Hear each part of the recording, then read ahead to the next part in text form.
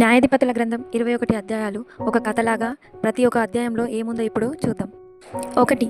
యెహోషువ చనిపోయిన తర్వాత ఇశ్రాయేలు వారికి ముందుగా న్యాయాధిపతులను ఏర్పరచుకున్నారు. ఆ కాలంలో వారికి రాజు లేడు. మొదటి న్యాయాధిపతి ఒత్నీయేలు. 2వ అధ్యాయం 40 సంవత్సరాలు ఒత్నీయేలు న్యాయాధిపతిగా ఉండి పరిపాలన చేయడం. 3. ఒత్నీయేలు మరణం. ఏహోదును దేవుడు న్యాయాధిపతిగా నియమించుకోవడం. 3వ న్యాయాధిపతిగా షమ్గరును నియమింపబడడం. 4వ అధ్యాయం దెబోరా న్యాయాధిపతిగా బారాకు యుద్ధవీరుడుగా సిసెరాను చంపడం. 5. దెబోరా బారాకు ఇద్దరు కలిసి దేవుని స్తుతిస్తూ కీర్తన పాడడం. 6. గిద్యోను న్యాయాధిపతిగా నియమించబడడం. 7, 8 గిద్యోను ఇశ్రాయేలీలకు న్యాయాధిపతిగా ఉండి నడిపించడం. 40 సంవత్సరాలు ఇశ్రాయేలుకి నెమ్మది.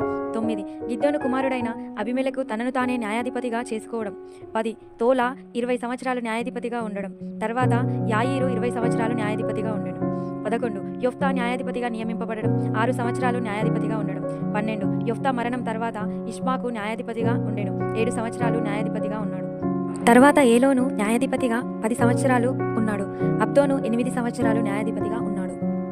13వ అధ్యాయము వాగ్దానపూర్వకంగా సంసోను పుట్టడం. 14, 15, 16 సంసోను 20 సంవత్సరాలు ఇశ్రాయేలుకు న్యాయాధిపతిగా ఉండడం. 17, 18 మీకా అనే ఒక వ్యక్తి స్టోరీ. ఇశ్రాయేలులకు రాజు లేడు. 19 లేవీయుడైన ఒక వ్యక్తి స్టోరీ. అతని ఉపపత్నిని బెన్యామీనీయులు చంపడం గురించి.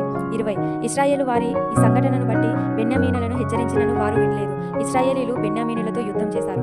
21 బెన్యామీనీయులను గురించి ఇశ్రాయేలు 11 గోత్రాల వారు దేవుని ఎదుట బహుగా ఏడ్చారు. బెన్యాను వంశం మొత్తం చనిపోతుందేమో అని ఆ వంశాన్ని బ్రతికించాలని వారు ఎన్నో ప్రయత్నాలు చేశారు. ఇంతటితో 21 అధ్యాయాల న్యాయాధిపతుల గ్రంథం కంప్లీట్ అయిపోయింది. న్యాయాధిపతుల గ్రంథం చివరి వచనం కూడా ఇశ్రాయేలుకు రాజు లేదనే చెప్తుంది. చాలాసార్లు ఈ వచనం ఉంటుంది, గ్రహించండి.